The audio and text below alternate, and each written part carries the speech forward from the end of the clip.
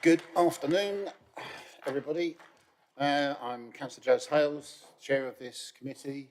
My colleague Sue Ellington is the Vice. Welcome to today's meeting, 26th of Feb, Thursday 26th of Feb, 26, Grants Committee. If anyone's joining remotely, please turn your camera and mic off until put your hand up, and then we'll come to you. Do that. Welcome, John, online. Although you've only got one Movi there, John, so might want to turn, that's it. Right, thank you. Pressing on. Apologies for absence. No apologies today. Thank you very much. Right, colleagues, councillor colleagues, any declarations of interest, anything on the agenda? I have one, although it's non-pecuniary, I think so. Councillor Sanford. Thank you, Chair. Yes, the Papworth application, I was asked to support it, but I've got no connection otherwise and no interest in the organisation. Thank you. Thank you. Anybody else? Sue? I'm on the Community Warden Management Committee for Swavesey and for Fendrayton, but non-pecuniary. Thank you. That's the same for me. I'm the Melbourne Mobile Warden Scheme trustee, so non-pecuniary again. Bill, you have a clean slate today. That's good. Thank you very much. Okay, minutes from the previous meeting. Has anyone got any alterations or clarifications they'd like to make? Councillor Sanford? Already mentioned the egregious misspelling of my name. Dem Services should know how to spell it by name, so have a word with Aaron next time, please. Can you give us a flavour of the name? Was it Chuckles what? Exhausted and knackered Chair of Council. That'll do. Right. Okay, well, thank you anyway, Pete. That's lovely. Okay. Anything else for anybody? No? Can I take those as okay to sign off? Thank you. And public questions, Habs? We haven't received any. I'm surprised. The amount of people that watch, I always think there's a good chance of a question or two. Okay, thank you. Right, that means we're on to the main event. So I'd like to welcome our two officers that are dealing with this for the communities officers. That's Emma and Tim. And Tim, I understand you're presenting the pantry. So thank you. Right, away you go. Thank you, Chair. So this hopefully will be fairly straightforward. Cabinet approved this funding in December as part of the £449,000 cost of living package. Essentially what it will do is it will set up a grant for local community groups to set up community pantries. Pantries are distinct from food banks because pantries remain open for much longer hours and residents are able to go and take what they feel they need rather than rely on staff members to sort of hand out a pre-organised package of food. We envisage it operating quite similar to the Community Growing Grant, which is just finished. So £500 maximum awards and applications will be reviewed by officers on a rolling basis, first applied for, first reviewed sort of thing, until the funding is used up, £5,000 in total. So I think that's all the main points. I'm happy to attempt any questions that you may have. Thanks, Tim. So, I just wonder what happens to any leftover funds. Does it go back to the original fund for cost of living? I don't know the specifics of that. I can get back to you later if you want. But I'd imagine that the hope would be that the funding would be used up. This would be open for a year, so the hope would be we'll be able to get as much of this money out there as possible. But it says that it runs out. It says that this grant will only run until 31st of March 2027. Yes, so it will be open for about a year. To be honest, I don't know what will happen to any leftover funding. It would probably go back into the cost of living pot, I'm being told, and used for our various other cost of living projects. Okay. thank you very much. Anybody else? Peter?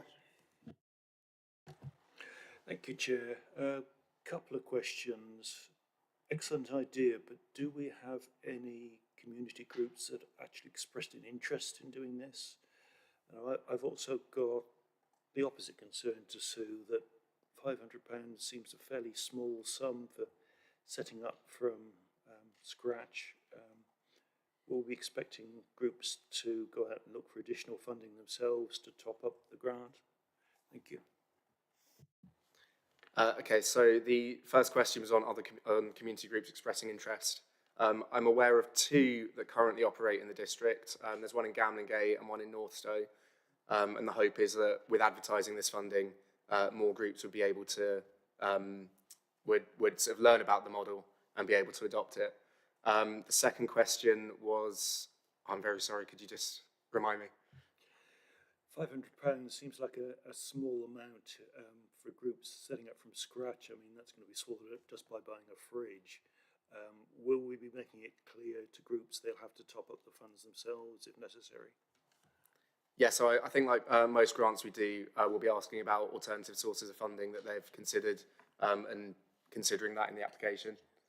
The community chest applications are of course open, and we hope that £500 will be able to go towards a wide variety of things like shelving, like you say, fridges. Hopefully the space they'll be able to use a community space that already exists, so that hopefully there won't be any sort of rent costs involved.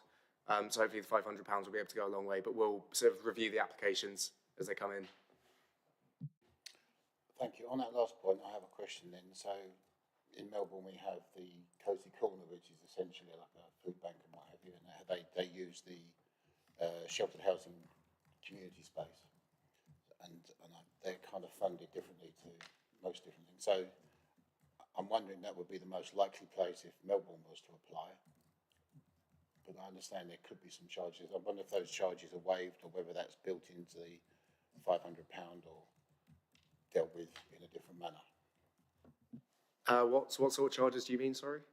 But usually there's rental for the space because sheltered housing residents pay a part of their rent. It covers the community space. Then rent has to be charged because they can't fund something that isn't theirs, if you like, or don't use. So that's. So the terms of the grant currently are that you can only use it for capital startup costs. So things like shelving, fridges, sort of physical items. So this grant wouldn't be able to be used towards rent as it currently is. Okay, thank you. Before I go to John online, just like to say to the officers, thank you very much. Thank you to the Cabinet for bringing this forward, signing it off. I think this is great. There's always going to be developments as we go, I'm sure, like things that flagged up we didn't realise, but that's great. So, John, would you like to say anything, or have you got any comment on this? Thanks.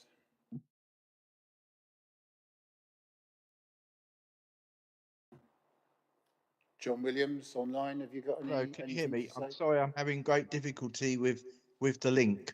That's okay. I don't think my video's not working, so I apologise for that. But if you can hear me, Yep.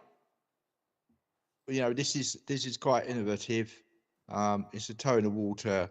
We want to see how it goes. I mean, there are obviously going to be things that come up that we're going to have to look at. I mean, as you said, Joe, one of the things is if they use a community room, then normally if it's not being used by the local tenants, then a charge is made, and then we'll have to look at that and see whether we ought to be paying ourselves, in effect, whether we want to continue, you know, whether we want to look at that situation. But I think at the moment we'll just have to test the water and and see what happens when people come forward with applications. And if someone wants to use a community room, then we're going to have to talk to our housing colleagues to see what arrangements can be made to enable that to happen. But as has been said, you know, this is really to do with funding capital, you know, funding the tea urn or cups and saucers and stuff. Well, we'll see how it goes. I mean, you know, it's not something we've done before, so you know, this is the start. And I do hope the money is used up by the end of the year. If it's not, then it's up for the new administration to decide what to do with it. Thanks, John. I was just looking at Emma and Tim. I was just kind of mouthing while you were speaking there about whether or not there's the potential for these groups, as they start to materialise, whether they could come back to the community chest for any of their out-of-pocket expenses, setting up a start-up, or I think that's what you said, Emma. So it might be somewhere we can explore on that. So, okay, thank you very much. Over to you, Tim. Is there any more, or are you done and dusted on this one? No, I don't think there's any more to say. In that case, thank you very much for your presentation. Thank you very much for the work you've done on it. As John said, this is fabulous. So that's great. Thanks. Going to move on then to item 6, which is the community chest funding applications, and that's over to Emma. Yeah, over to you, Emma. Thank you very much. Thank you, Chair. So we've had 9 applications this month, totalling £16,732.46. If all are approved for funding, we will have £14,489.26 remaining in the budget. That's until the end of the financial year. So far for March, we've had 4 applications, so I'm quite happy that we're all on track. Hopefully, obviously, the majority of the funding will hopefully be spent at that point. So on to page 25, we have the Wilbraham's Environmental Group. This was set up to promote and maintain and improve the natural environment of the Wilbrahams and 6 Mile Bottom. They carry out various projects with volunteers, one of these being an area of agricultural land, which is known as the Butts, in Great Wilbraham. This area is parish council owned, and it's woodland and grassland, and it has public access. The parish council are supportive of the plans to improve biodiversity of the land, and they've also drawn up a management agreement, which is fantastic. There's a few pictures there that you can see. The project has had a lot of input from the Woodland Trust, and it's been delivered in phases.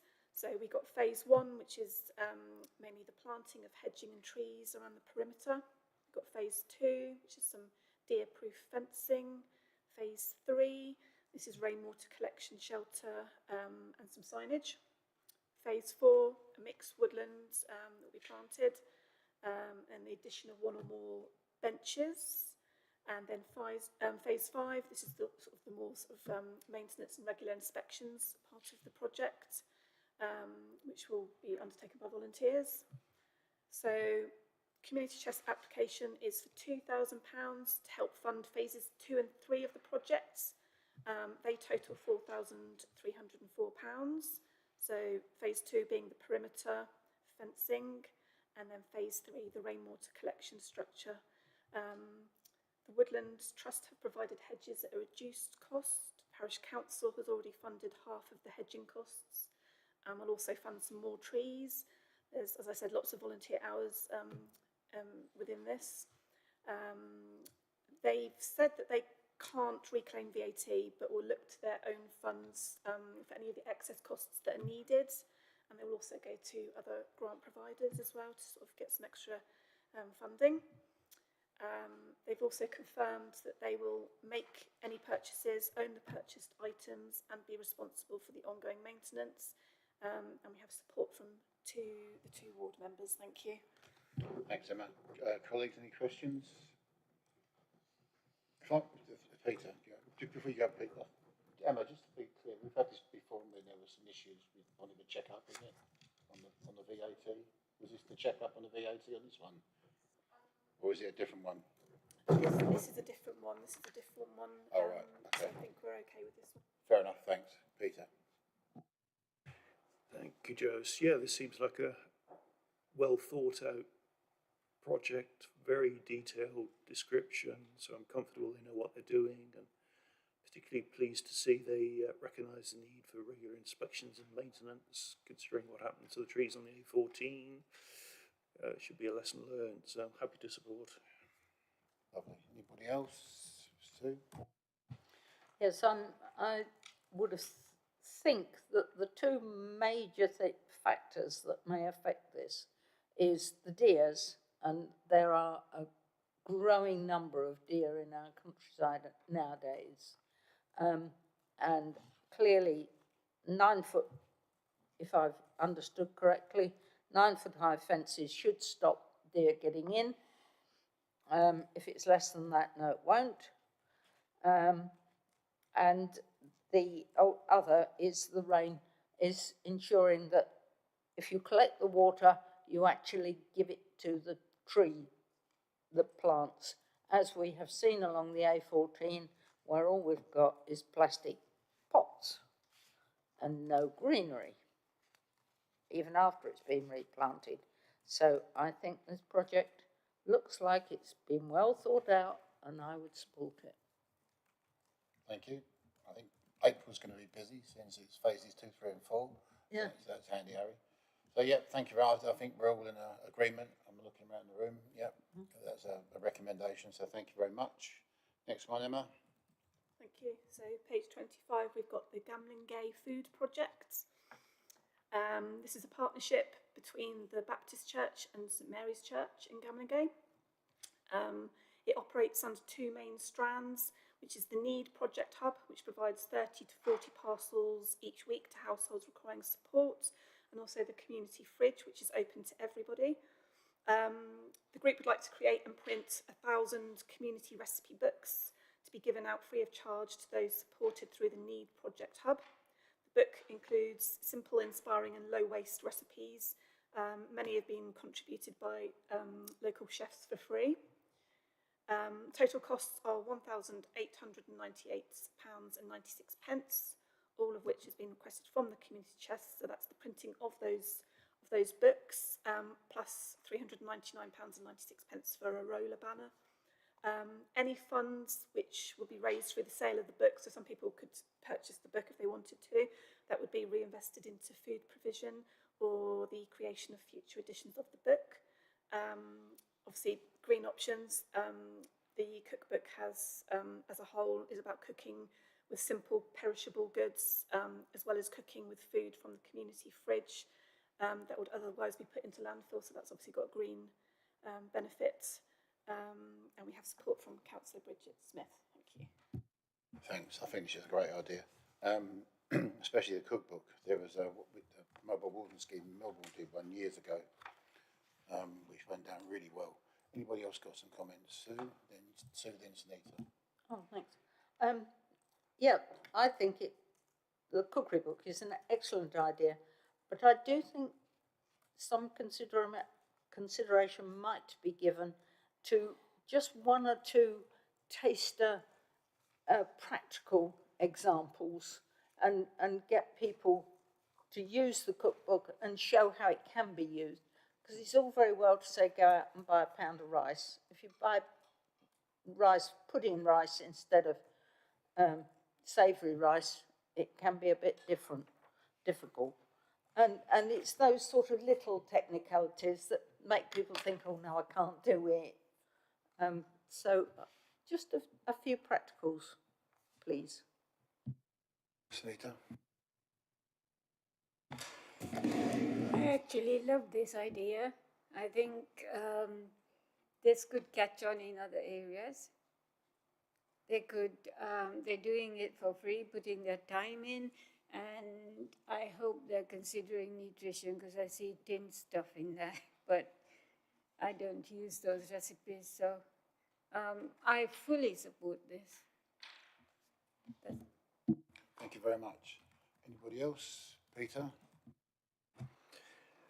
Yeah, I'm pleased to see the applicant is considering the possibility of putting the recipe book online, but maybe we should encourage that direction rather than printing hundreds and hundreds of paper copies. If it's all on the internet, people can download it as and when they need. So encourage them to also go online, please. But to be fair, if Sue was right in her assumption, say for the rice, and you made a rice pudding, to have the jam in it is nothing better than having all your pages of your recipe book sticking together while you're putting jam in it. You can't do that from online. No. You can put the videos online. There is that too. See other people making a mess. Have a sticky screen. Right, okay. Thank you. I think we're all in agreement. Bill, have you got anything to say? You okay? Yeah, brilliant. That's fabulous. I think that's a yes from us then. Thank you, Emma. Thank you. Page 31, Cambridge Cancer Help Centre. This is in Great Shelford, a charity that was set up in 1987. It offers a drop-in centre that supports anyone affected by cancer, including carers and close family members. It offers a wide range of activities and therapies that are designed to support both the physical and mental well-being of those who use its services. They work closely with other organisations, including Addenbrooke's Hospital, and provide activities such as Tai Chi, yoga, dance, body toning, art and craft groups, along with social outings and various events. They also offer complementary therapies such as acupuncture and reflexology. They could potentially support the whole of the district, but at the moment it's roughly about a third of our parishes that have residents that use the services. They're currently in the process, this is their project, of repurposing a summer house adjacent to the main building, and they want to put that into, turn it into a fully functional and fit for purpose fitness hub. This will provide a safe, welcoming and cost-free environment for its users and enhance the centre's existing fitness classes. Scottsdale's Charitable Trust is the landowner, and they've got a rolling 5-year lease, which was renewed last year. Both Scottsdale's and the Cambridge Cancer Help Centre anticipate no difficulties in securing future renewals on that one, so that's a point to note. Total costs are £6,690 and £2,000 has been requested from the community chest to go towards the fitness equipment, a security camera, some paint, and then also to do remove the existing kitchen and install suitable gym floor, etc. Charity have an extended reach element in their reserves that will cover any shortfalls. There's lots of green options there, such as reusable cups, recycling suitable waste, and ensuring that hand towels are recyclable. They'll use local suppliers. Lighting will be controlled by motion sensors, and the heating system will also operate on a timer basis. The fitness equipment has been sourced through donations and from carefully selected pre-owned items as well, so they've gone to a lot of lengths to consider that, and we have support from Councillor Peter Fain. Thank you. Thanks. Sue, you might be able to help me out. I think, if I recall, this was built by Scottsdale, wasn't it? Yes. Back in the day. Yes, it was. And they funded it all, didn't they? Yes. I mean, this is the gold standard. This thing. This is priceless. I'm not going to say much else other than I totally agree with it. But the floor is yours. Would like to say anything, Peter? Yeah, absolutely. The NHS being so strapped for cash, it's great there's charities like this are able to step in and provide the support to patients. Definitely willing to support. Bill? No, fully support this. It's a great and worthwhile cause. I think I'd like to extend our gratitude, actually. I mean, I know of people that have used the place themselves. I think it's a stroke as well, isn't it? It's the stroke, the sufferers and stuff like that. People, it's absolutely fabulous. So, okay, so I think I'll take it from the room that we're in agreement with that one. Thank you very much. Emma? Thank you. Page 34, Headway, Cambridge and Peterborough. It's a fairly new hospital-based brain injury advisor charity which supported about 200 people last year. They provide rehabilitation, support services, including outreach, information and advice, as well as resources and training for professionals.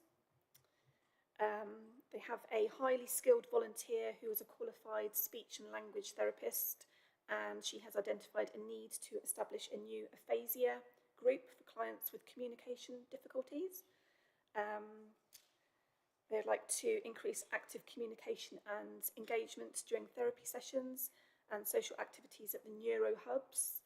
And some items of equipment is needed for this, these being 2 Samsung tablets, 2 tablet cases and accessories, and an initial sum for some of the software, which is obviously specific to aphasia.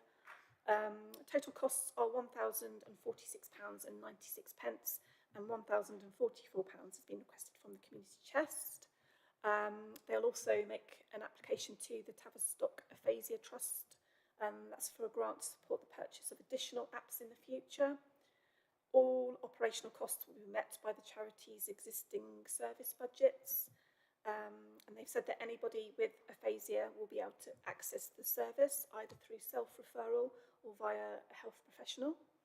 Access will be subject to an initial assessment to confirm suitability, and that's pretty much it from that one. So thank you.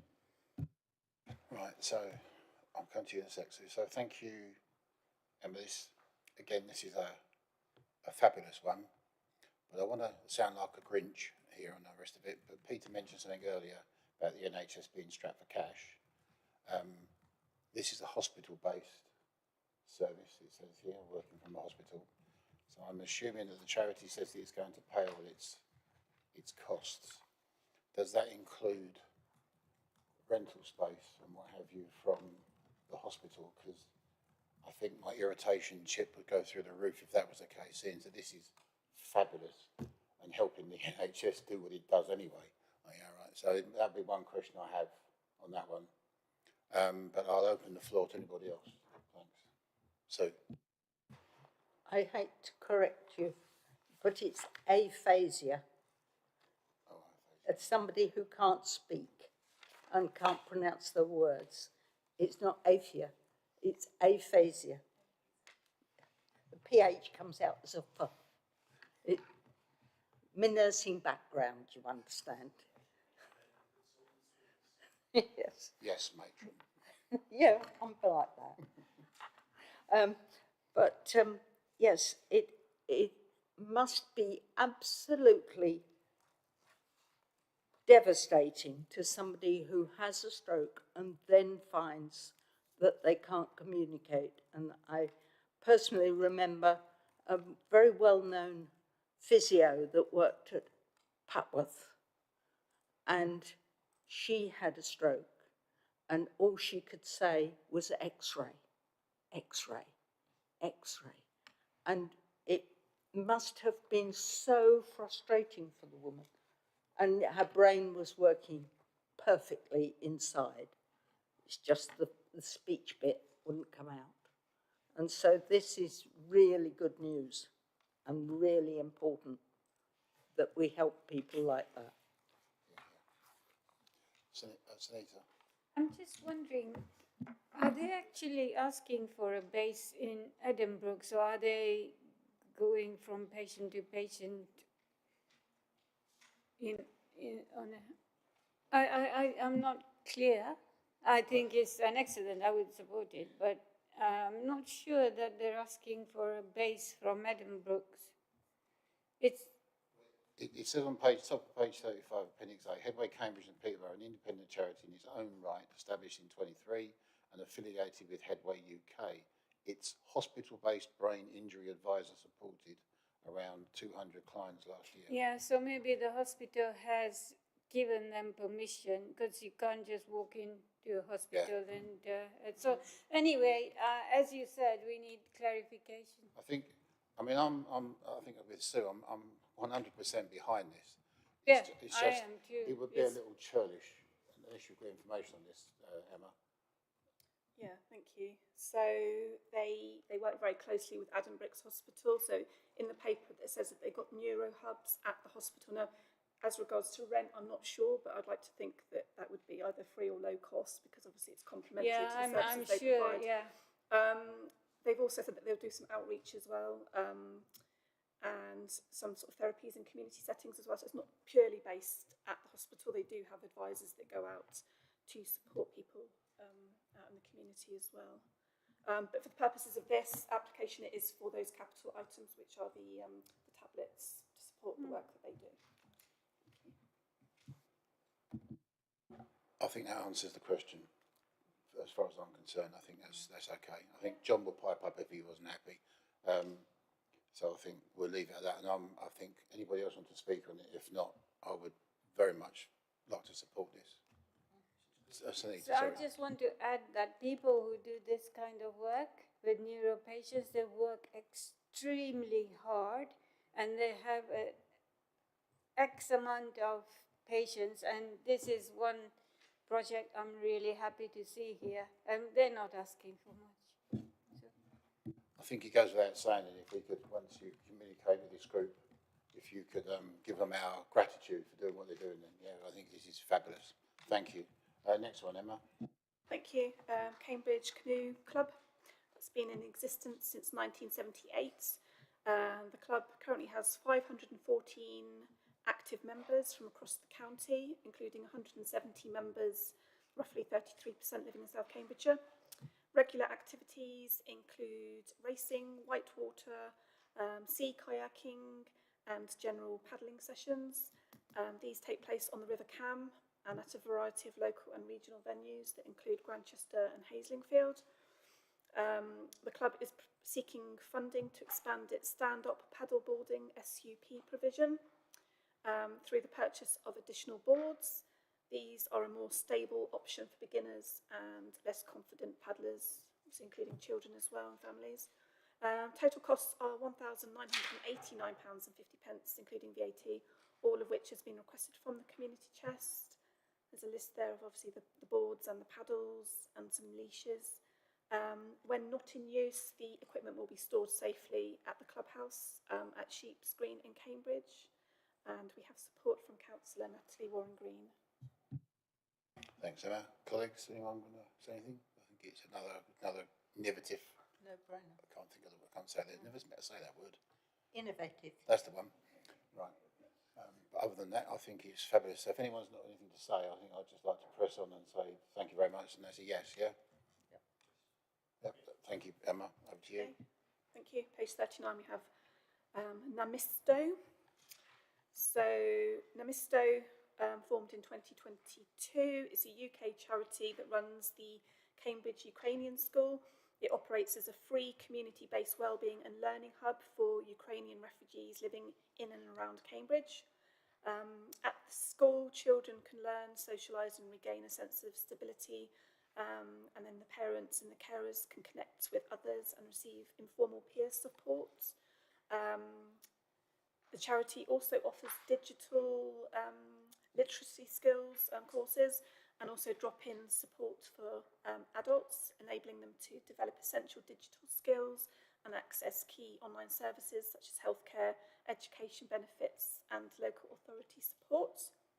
They currently operates from rented premises in Jesus Lane in Cambridge and has no permanent on-site storage. As a result, volunteers must transport teaching materials, wellbeing resources, etc. Every day, so it gets quite tricky with that. So obviously, introducing permanent on-site storage will reduce the physical strain placed on volunteers, protect the resources, and enable activities to be set up and cleared away more efficiently. Total estimated costs for all this work to design, supply, and install the storage units is £2,000, and all of this has been requested from the community chest. They've got permission from the landlord as well, and the organisation will make the purchase and retain ownership of the storage as well. And maintenance would be minimal, as you could expect, and there's no sort of specialist or ongoing costs expected. I think that's pretty much it for that one. Thank you. Thank you, Emma. Anybody?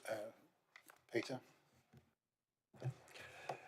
Yes, noted at full council on Tuesday, it's the 4th anniversary of the Russian invasion of Ukraine, and at our peak, I think we hosted over 1,000 refugees from Ukraine in South Cambs alone. You can well understand it must be very difficult, particularly for parents and children, having to relocate at no notice to a different schooling environment. So anything we can do to help them integrate is wonderful. So I'd certainly support this. Thank you. Emma, what does Namisto mean? Is it like an acronym? It's kind of like it looks like it means something, like all the letters together. So just interested, really, because it's quite unusual. I think the lady that set it up, I want to say she's Iranian, and I don't know if it's something like that, but I can check and find out. I can do a quick Google and find it. Ukrainian neck ornaments. All right. There you go then. Learned something today. Never too old to learn, they say. That's fabulous. Right, colleagues, are we in support of this? I'm looking around the room. Can I say something, Oh, beg your Jose? pardon. Carry on, John. Sorry. Sorry, yeah, I'm having great difficulty with the technology this afternoon. I don't understand why it's not working very well. It keeps cutting out. But on this particular one, the only concern I have is that they rent the space, which I assume they're going to erect their storage unit on a weekly basis. Now, you know, that really does go against our terms of reference. That there's no guarantee that having purchased this, they won't be thrown out. I'm sure the Quakers won't throw them out, but they've got no long-term guarantee that they're going to be there where they're going to erect this storage.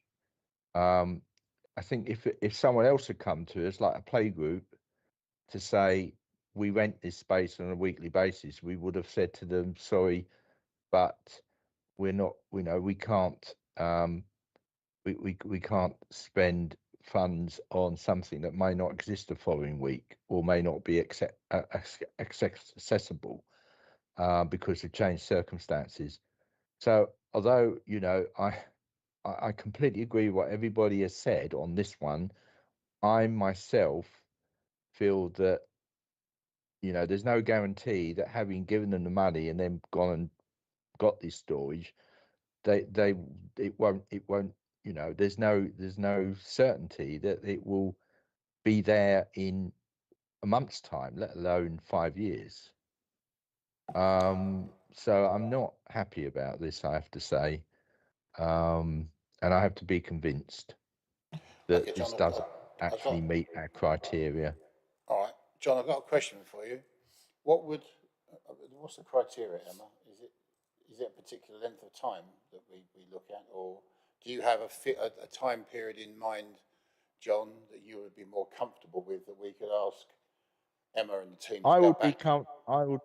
I would be comfortable if they had a lease arrangement with the Quakers that gave them, a 5-year lease or something on the land. I suspect what they do is that they rent the whatever it is, the accommodation on a weekly basis for when they meet. There's, as you would rent a hall, and therefore, why would we be funding a physical asset for that hall if it's only going to, without any guarantee that they're going to be there to use it? Okay, well, Emma's Yeah, heard that.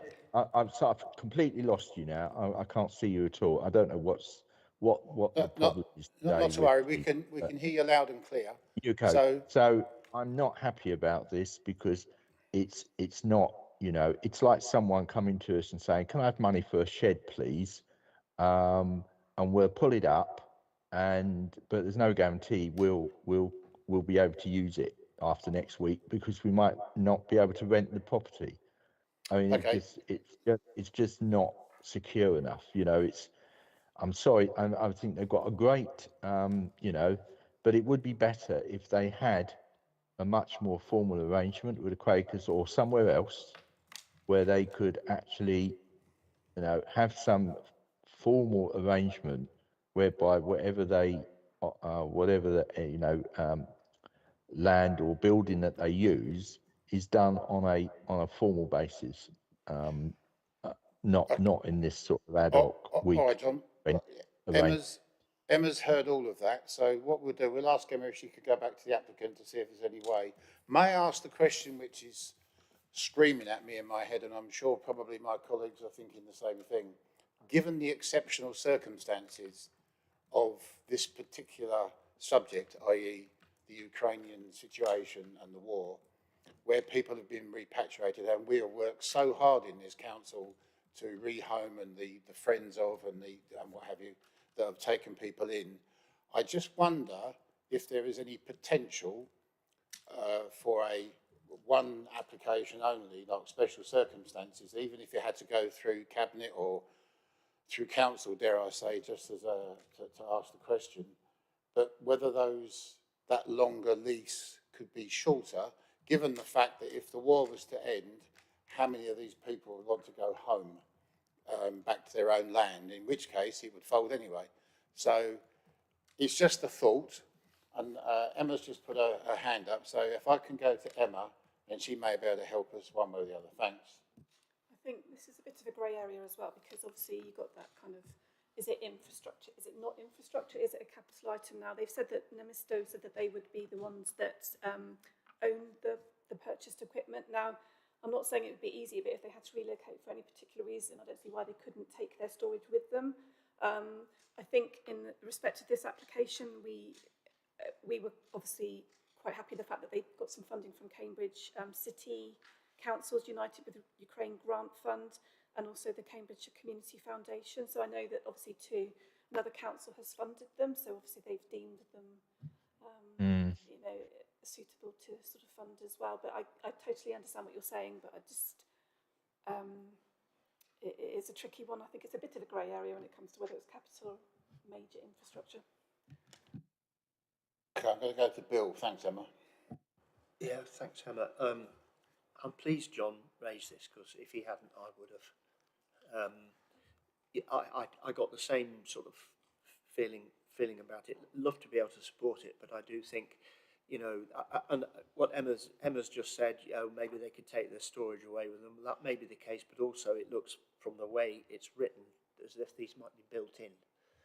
They might be a bit like kitchen units that are actually built into the place. Yeah, and, that's what I'm thinking. So they wouldn't easily be movable. So I'm not happy. I'd much rather we ask the Quakers to give some sort of undertaking that they can stay put for 5 years, or as long as the Ukraine war, hopefully, which you know, while it's needed by these Ukrainian people. I would rather go that way.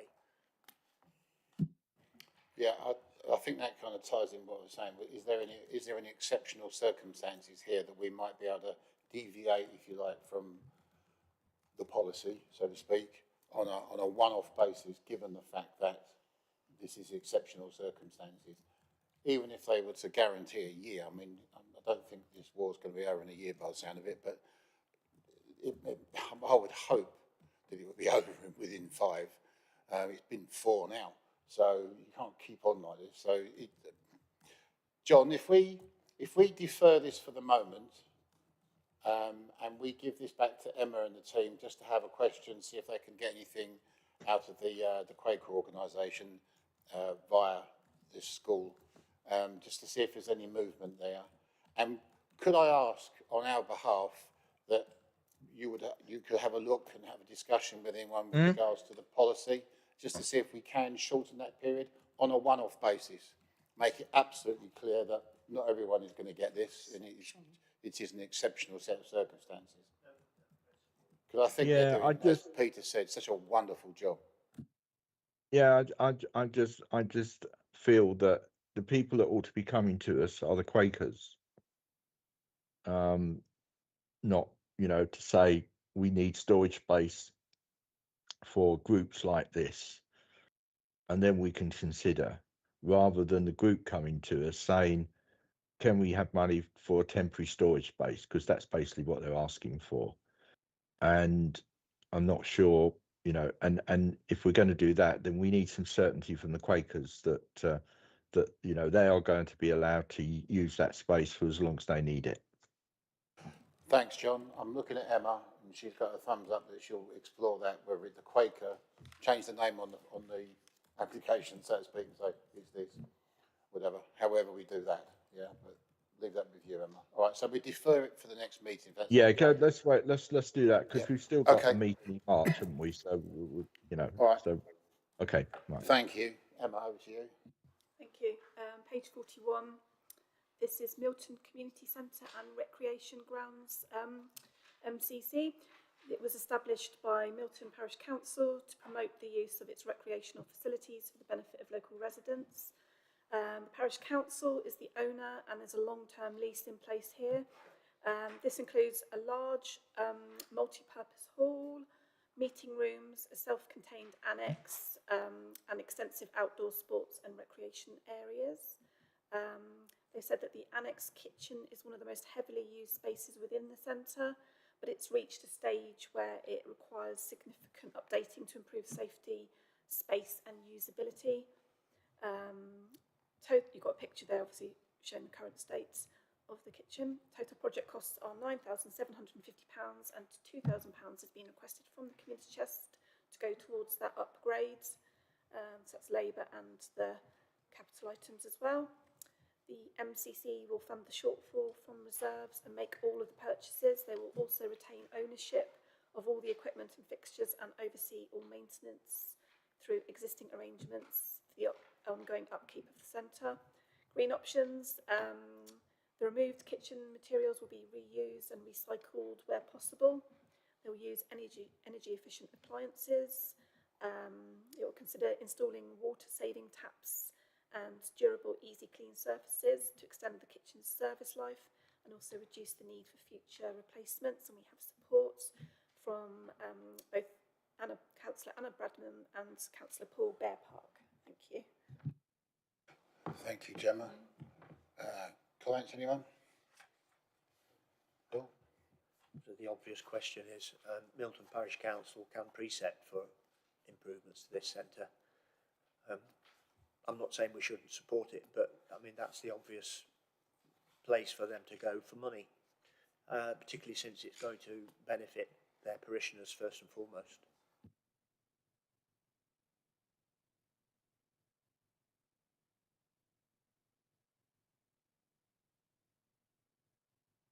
Question.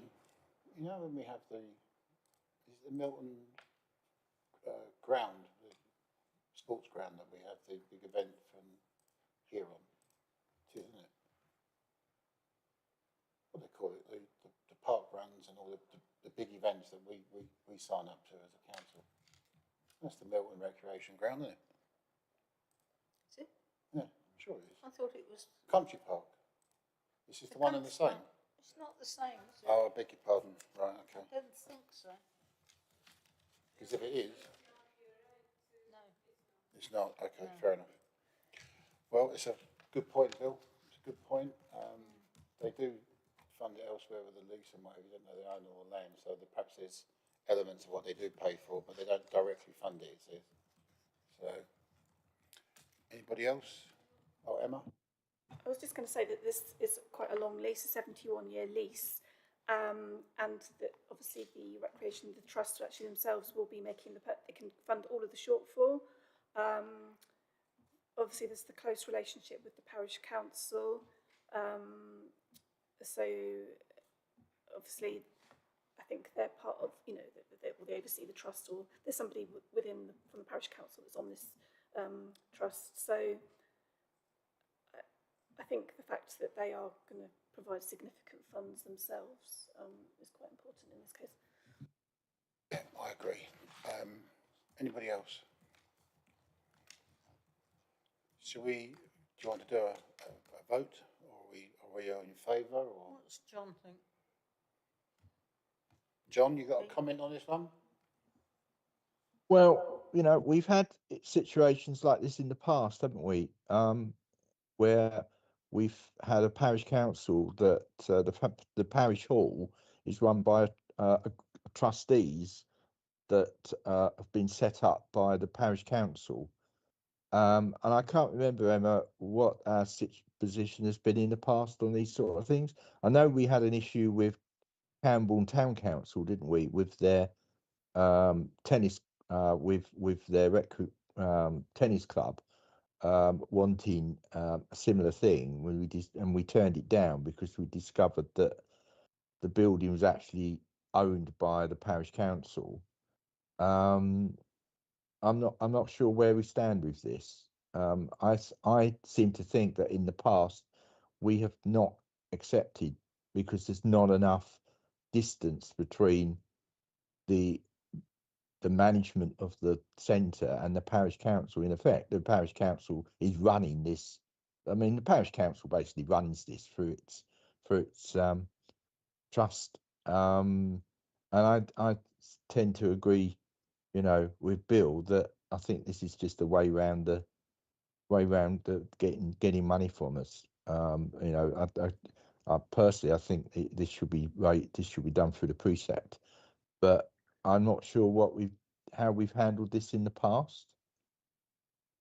So I'm just looking at the criteria. So where it states what we can't fund, it says in our criteria, infrastructure projects on parish town council owned land or buildings where the applicant is not the parish or town council. There are some infrastructure exceptions, in which case a 50% financial contribution from the parish or town council is expected. It's not as such they have to, but there's a bit of an expectation, and there's some exceptions within that. Any project where the applicant has a long-term lease with at least 10 years remaining, so in this case it's 71 years remaining. Right. So there's always that expectation, or it would be lovely if they could, but I think in this case, because the actual applicant is willing to fund the shortfall, there's no kind of issues there. So it's another one that I think, going by the criteria, you could read it, is that it could be funded. Would a compromise, John, we ask, we defer this one, we ask them to go back to the applicant to see if there's any scope for the parish council to cough up even some of this, since it's their building. And if they were to pull back the lease anyway, they'd have a brand new kitchen. So that'll be that. So if they can, and then we'll perhaps look at it next time, see if there's any movement on it. Peter? Yeah, as I say, there's some issues I've got with this about, the parish council acts as the custodian trustee for the organisation. So it's not so much whether, the organisation, how much is the organisation, does the organisation operate completely independent of the parish council? I'm not sure it does, not from reading the report that we've got. So Okay, before I come to Peter, John, I've got a question. Just perhaps this is a line of inquiry for Emma. Can we use Melbourne Hub as an example? Okay, so Melbourne Hub is run by trustees, okay, which are independent from the parish council. However, the parish council owns the building down to the teaspoons. It owns the lot. But the parish council pays for quite a lot of the maintenance and ongoing maintenance and some of the equipment replacement, etc., etc. It's a vast list. So whilst they may not directly say, here's £1,000 to do this job, they are funding it considerably. So Milton Parish Council may well be doing that already. Fire extinguishers, for argument's sake, fire systems or burglar alarm systems, which they're funding and not the trustees paying for, in which case they are contributing on an annual basis. Perhaps we could find that out, because that would then qualify them lock, stock and barrel, because they are contributing down that process. Peter. Thank you.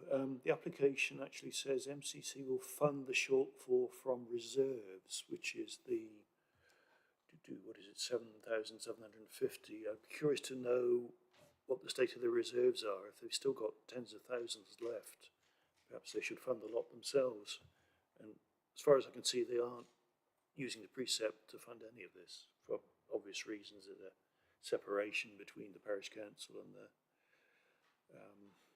the community centres. So, yeah, maybe we need more information on this one. Okay, we'll defer this back to you then, Emma. Thanks.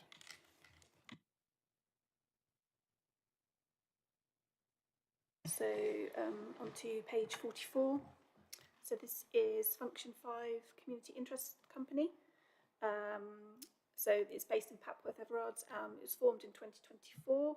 It operates a mixed-use community space that runs two linked but distinct functions within the same building. So we've got the print works that you might be familiar with.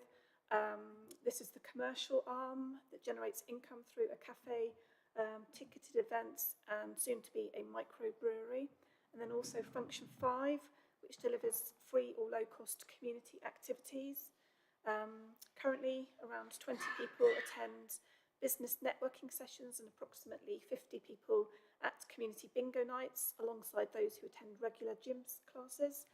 The venue is also used for Hope Active sessions as a Papworth Trust pop-up meet centre, and recently they held a community CPR training event. A wide range of people benefit from the facility, from families and young people to creatives and adults experiencing social isolation. So it offers activities that are broad, inclusive and designed to bring different ages and backgrounds together. They'd like to launch a weekly community puzzle drop-in that will be running for 4 to 6 hours per week. And funding is therefore required for high quality puzzles, fold-away puzzle boards and fold-away tables for games, craft sessions and food-based community activities. In addition, they'd like some reliable and accessible seating for around 50 to 60 people. Total costs are £2,917.68 and £2,000 has been requested from the community chest. The list is there, you can see. Function 5 has said that they will fund this shortfall as well, which is great. It will be promoted widely through local networks, social media channels and community notice boards. They will also engage with local care homes, schools, support groups to encourage community sort of involvement across different age groups and abilities. They said that they would recycle puzzles within the community and encourage puzzle donations to maintain a continually refreshed selection without the need for frequent new purchases. And we also have support from Councillor Peter Sandford and Councillor Mark Howell. Thank you. Thanks, Emma. Before I go to you, Peter, can you bear the question I'm about to ask when you come on to this? The Printworks, wasn't that one of the applicants we had for the business support grants last year, if I recall?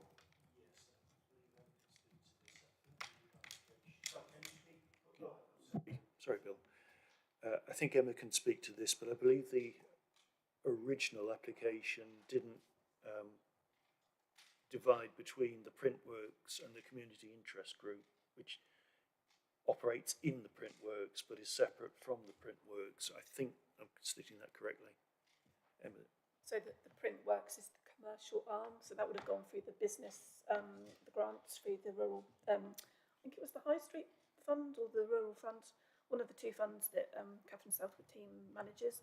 But yeah, it is two distinct arms, one's sort of community benefit and one is the Printworks. So this is like an addition then, so do you want to say anything else, Pete? I think Emma said it all actually, but yes, they are. I'm not sure if they're actually renting or just giving space to various community groups. And you know, in Papworth we've got a lot of older folks, some of whom aren't even district councillors at the moment. And Papworth Trust, a lot of clients still live in the village, so that's kind of their target market, as you like. The building is accessible and quite a lot of customers come in either with wheelchairs or Zimmer frames or whatever, so this is kind of one of their gathering points, and this is another activity they want to add on. Anybody else? No? I'm happy. Yeah, everyone happy? Happy to support this, yeah. Lovely, thank you. Over to you, Emma. Thank you. I believe this is the last application. Page 46, Pop Collective Community Interest Company. It's a newly formed community-focused performing arts organisation that supports young people from the ages of 8 to 18 through inclusive small group music and creative activities. This includes singing, music making and band-based collaboration, all of which will help to build confidence, develop communication skills and form positive social connections.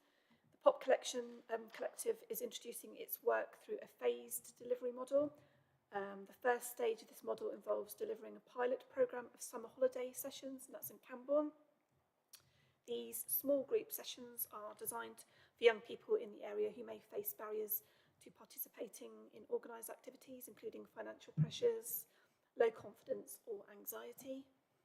The sessions will be provided for free or at low cost and will be widely publicised through local schools, community networks, digital platforms and word of mouth. Total start-up project costs are estimated to be £1,800, all of which has been requested from the community chest. So that includes venue hire, materials and resources, outreach and local marketing, and some bursary places for those that are on low-income families. Bidwells have confirmed that they will provide £500, and the outcomes of the following grant applications are currently pending. So that's Persimmon Homes Community Champions Fund for £5,000 and Blue Spark Foundation for £5,000.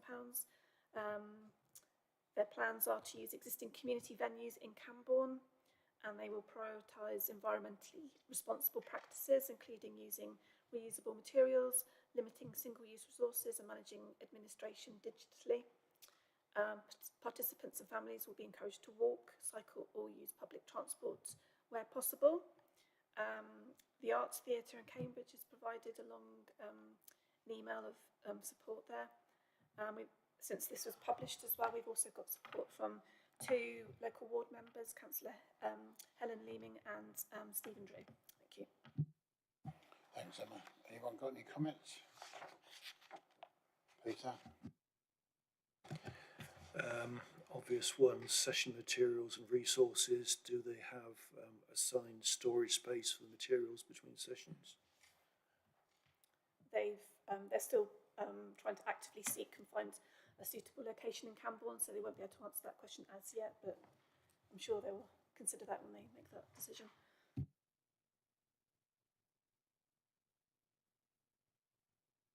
Chair, I'm happy to support this. It's something that I think that Cambourne would, the big people of Cambourne would find extremely useful. Yeah, absolutely support it. I suppose the blindingly obvious comment now would be, given the size of Cambourne and the parish council and the vast sums they've had and what have you in 106s and stuff like this, I just wonder why the parish council hasn't put his hand in his pocket for this. Again, it's £1,800. I just wonder whether or not they ought to be approached as well. Anyway, just a thought. Yeah, the town council has some financial difficulties at the moment. As in, they just increased their presets by 70%. Oh gosh, okay, well, So probably I wasn't 100% aware of that, okay. Okay. Okay, Where thank have you been, Jose? Pardon? Where have you been, Jose? Sorry, I was just asking the question. I thought fairness all the way down the line, John. Anyway. No, it's fine. It's fine. Yeah, It's that's just fair that enough. they are in. Okay, so we understand the circumstances. Given we're in a public, given we're in a public meeting, I won't actually say what I think the town council's in at the moment, but I don't think there'll be any money forthcoming from them. On that basis, are we all in agreed then that this is a very good idea? I think it is, yes. Okay, superb. Thank you very much. Is that the end of the community chest, Emma? I'd just like to say that was beautifully presented, as always. Thank you very much. And we'll now move on to agenda item number 7, which I believe, Emma, is you again. Sorry, stuck with me for another agenda item. So page 57, we've got the Mobile Warden Scheme financial plans update.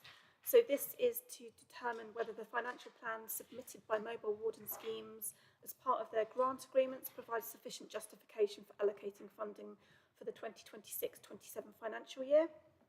So the agreed terms and conditions in Appendix B are on page 70, and within that it asks schemes to provide us with a clear 3-year rolling financial plan by the 1st of February 2026, detailing how they intend to reduce reliance on South Cambs District Council grant funding. And this needs to include a commitment to increasing client fees to bring it in line with other local services that offer similar type services. It also needs to be kept up to date and current for each financial year.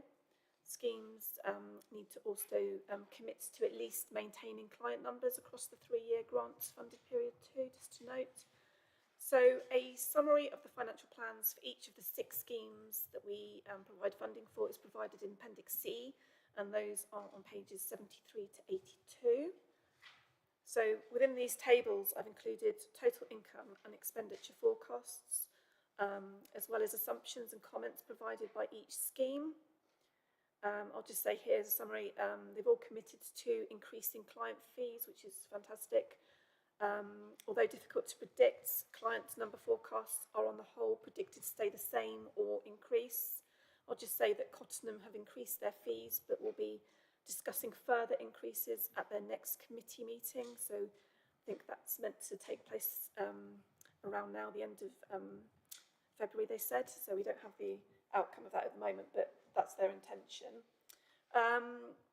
Since this report was published, the forecast income from clients has been confirmed from Age UK, Cambridge and Peterborough, so you should have been circulated that update this morning, and that includes an update with the obviously the client numbers there. Obviously, this is subject to, I'm hoping Councillor Williams will be able to confirm this. Obviously, the funding agreed at Council on Tuesday, that I'm assuming that this is all okay to be funded. That was agreed, I'm assuming, at the meeting. Yes, yeah, that's right. Yes, this was a part of the budget. So, thank you. Yeah, you have the money, Emma, as set out in the in the tables. Can I just say one thing?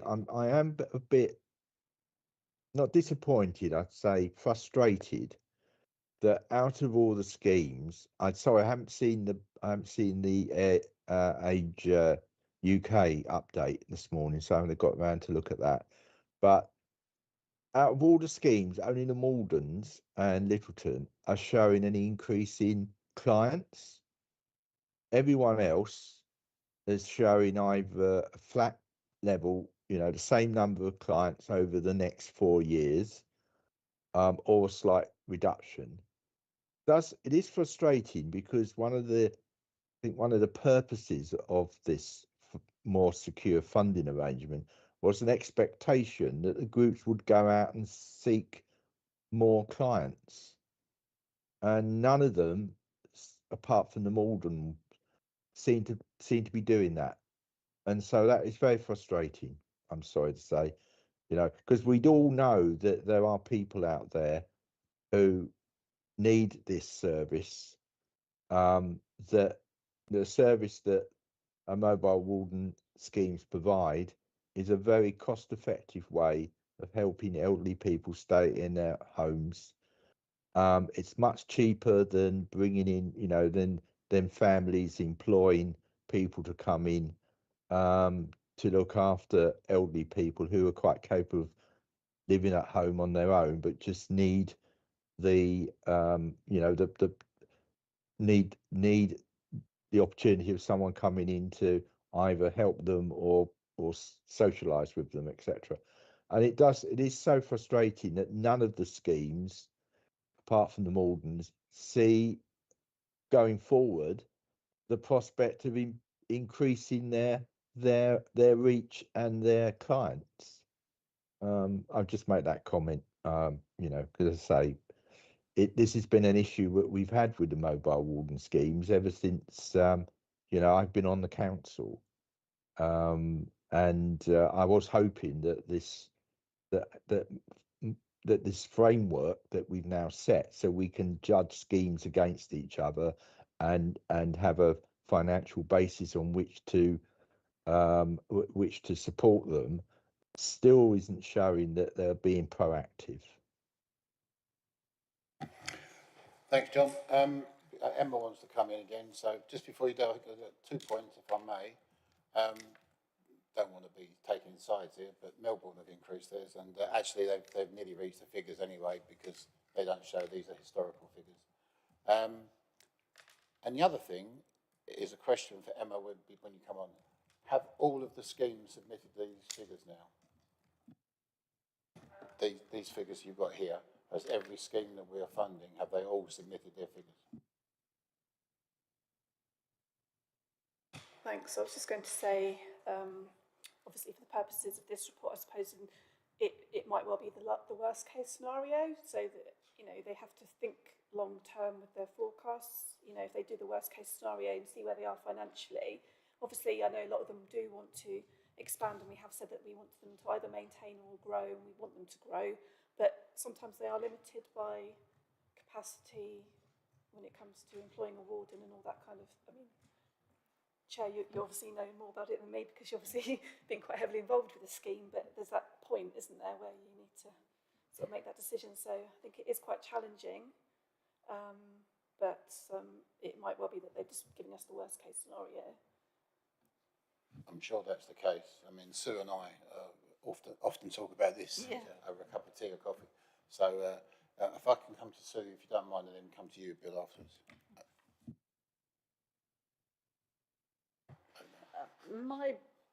My comment is basically I haven't had chance really to examine these figures very at length. They only came out, well, I didn't get them till 1 o'clock, but I didn't get the agenda till 12, but still. And therefore I would like to postpone any real comment until our next meeting, if possible, please. And one of the other things that has come from meetings I've had with my small village, particularly, is that where you have villages which have predominantly got several different generations in them, they look after their own, and it's more the new villages that would benefit particularly at having a warden service to look after the elderly who haven't got children still living in the village with them. Okay, thanks, Sue. Before I come to you, Bill, and then Sunita, just to remind colleagues, so our reason for seeing this now is the committee are expected to review and consider the financial plans, make recommendations to the Cabinet Member for Finance on these plans and provide sufficient justification to allocate the funding. So kind of the funding's been allocated anyway, but we're just crossing T's and dotting I's here. As you will be aware, we have had a succession of these bits of documents and the financials and all the rest of it over the last couple of months. Right, so this is bringing it all together, and the last kind of heads up, the Age UK that just came in today, I think, which is the reason why this supplement wasn't produced until today. So that's the reason why we haven't got that. If you look at the figures, they all more or less show, as Emma has suggested, an increase to some degree. Some go down. I mean, Melbourne scheme, we went down. We just projecting ahead, doing a 3-year plan, 4-year plan, and think, well, we don't know what's around the corner. And the reason for not going any further than that is, as you are fully aware, that this council has been monumentally generous in its support of this scheme. It is the only thing in Cambridgeshire, and as far as I know, further afield, that this council has taken the risk to do. The danger we have, as we have all spoken about when we've been to the mobile warden scheme reviews, where all the teams and the schemes turn up, is that in 2028, when the unitary authority comes into power, is whether or not they will continue. So that's the cliff edge, I would argue, in these figures. So we can speculate as much as we like, but up until then, we're looking at, the cliff edge is 2028, or possibly 2027 when we know what's going to happen in 2028. So, okay, Bill. Thanks, Chair. Like Councillor Ellington, I haven't actually looked at the figures. I've just tried to do on my phone, but it's not really very, very easy. I mean, like John, I'm disappointed that there isn't a better uptake. I think it's a thing that this is, the community wardens. It's like over day centre. You've got to keep advertising. If you just have a campaign and advertise for a few weeks and then stop, that's just not. It's not going to work. It's got to be. You've got to continually be raising awareness of it. And I mean, in my own village of Over, unless things have changed recently, they've voted not to support it financially anymore because they felt that the numbers were too low. Vicious circle, isn't it? If you don't support it, the numbers go down. So I don't know. I mean, I don't know what we do. I mean, I have to say, I hesitate to criticise Age UK, but I don't feel they are as good at advertising what's going on as they might be. Maybe you can criticise me for saying that. You know, maybe it's not true, but I certainly don't see lots of, you know, posters and social media posts and all that saying, come on, you know, this is a service that you need to use or lose, because I'm afraid that's where we are. Give you an example before I come to Sunita's next. Is that okay if I go to Sunita next, Emma? Yeah. So just because Melbourne District has just taken out advertising in its local village, 2 of the village publications which take advertising, and that's just cost just shy of £1,000 for a year. So that'll give you an idea as to whether or not some of these schemes will actually be able to afford it. Right? So anything you do, or it's either shoe leather to try and shove a leaflet through a door, or it's other advertising. So social media is quite good, we all know that. So, and it's the right target audience, age group for the children of these residents. But it is it's a minefield, and the costs. So. I just like to come back on that, because I think, you know, maybe we should consider actually putting some money into the publicity side of this. You know, we pay Age UK to do it, and they presumably the funding we give them goes directly into the support they provide, and maybe they don't have a great deal of left over, but for the public, maybe we should consider that in the longer term, putting some money in and constantly remind people that the service is there and they should use it. I think the principle of the funding at the moment includes, it's not specifically to do such and such, it is the running of your scheme. So I think it's down to the trustees of each of the schemes or the people who run it to be able to work through there at the moment. I think this is a substantial chunk of money.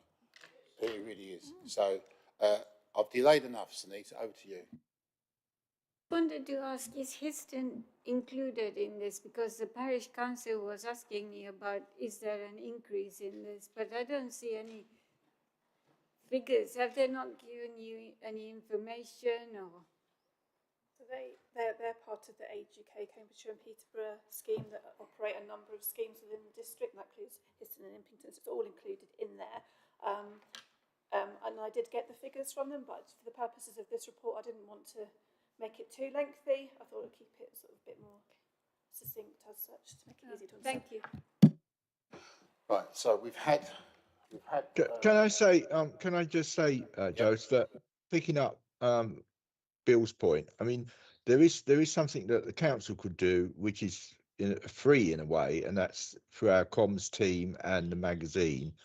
So maybe again, we ought, perhaps, you know, we ought to be asking them to, you know, to look for ways of promoting the mobile warding schemes, which at the end of the day doesn't cost us any extra money and it won't cost the schemes any extra money. But you know, it would be useful if we could try and you know, suggest to someone like BBC Cambridgeshire, for example, to run some sort of, to look at the schemes, because they are unique. You know, as you say, Jose, we are the only district council that runs these schemes, that supports these schemes. The county doesn't have anything like this as part of its social services sort of efforts. And I think it's really important that when the unitary comes about, I mean, I don't have any reason not to think that the unitary or the shadow unitary will not continue with this, because at the end of the day, you know, it's planned that after year 4, we won't be subsidising these schemes. They'll be standing on their own 2 feet, and I'm pretty sure that unitary would quite like that. So I don't think that I think they'd be foolish to stop this current arrangement. But I do feel that maybe there are things that the council could do to just give a little bit of extra publicity to these things would actually cost us doing anything. I don't mean to say do any above the line stuff, which would cost money, but we do have a comms team and we do have a magazine, and I know we do feature them in the magazine, but maybe we'd make it a regular feature, you know, because as someone has said, you know, it's not something you can do once. You got to keep plugging away at it to remind people that it's there.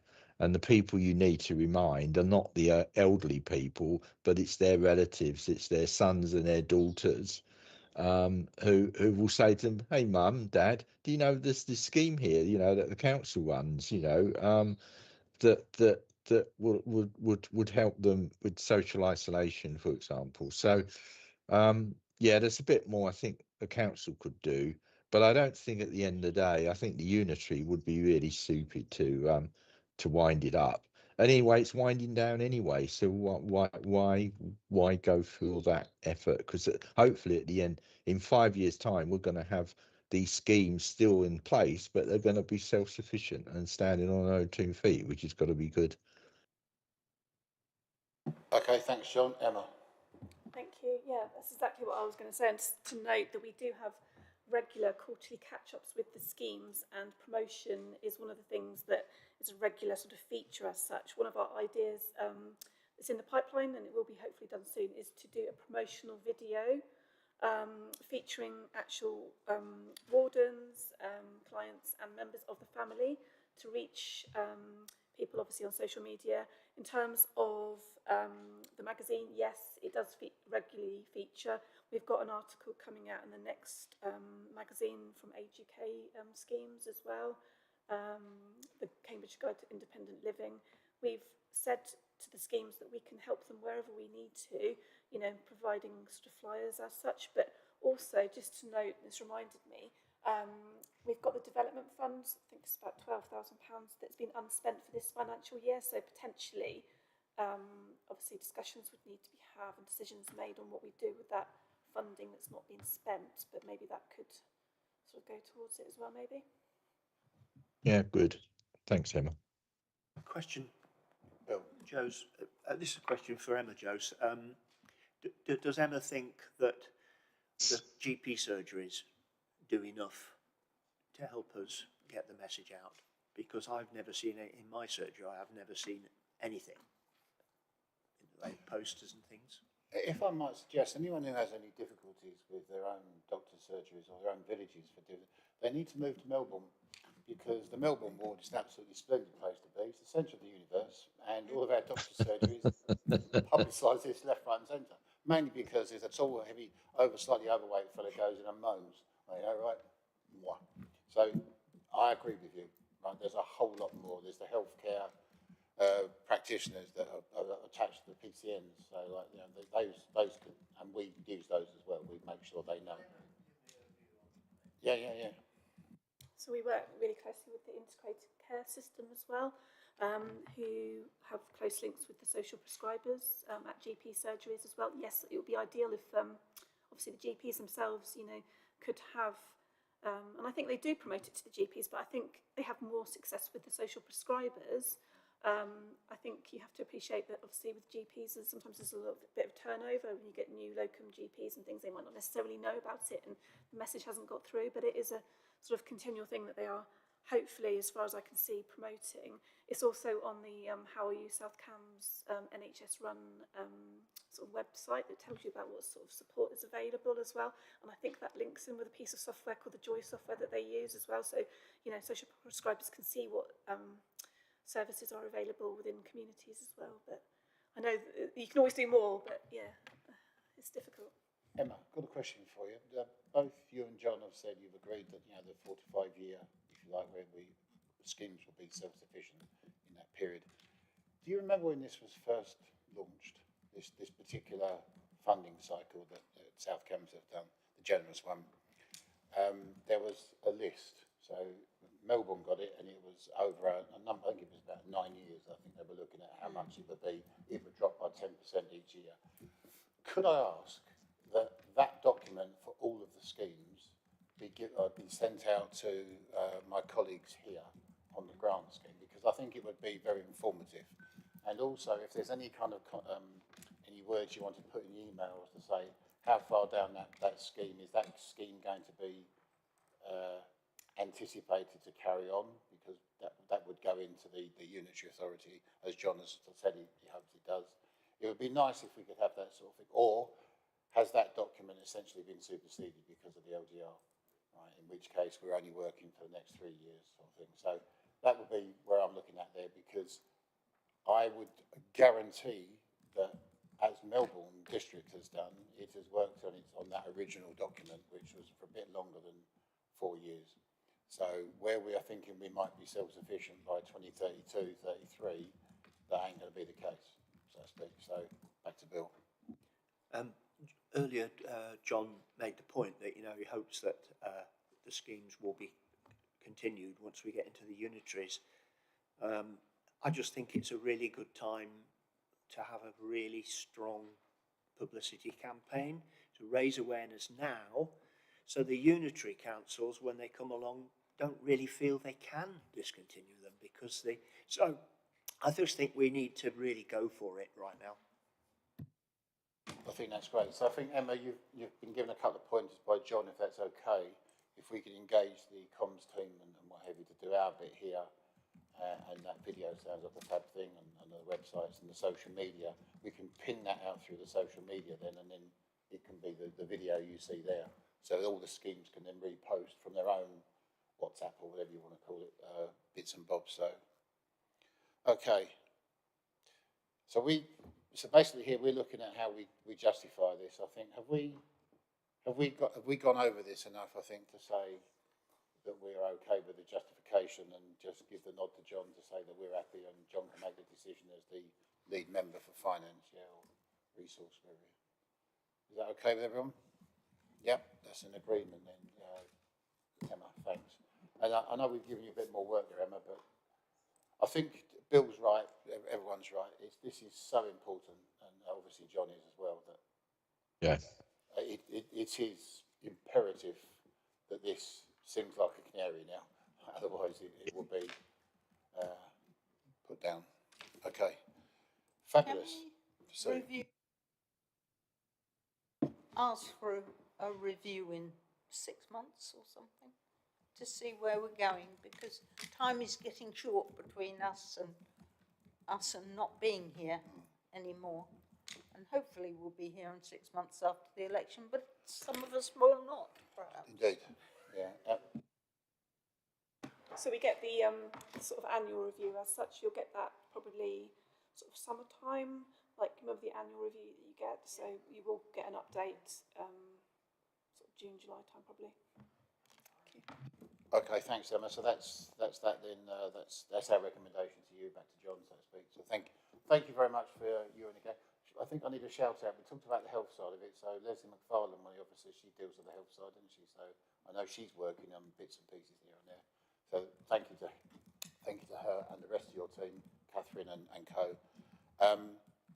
Right. So has anyone got any other questions for the rest of the meeting? Because that was the last scheduled agenda item, other than the usual.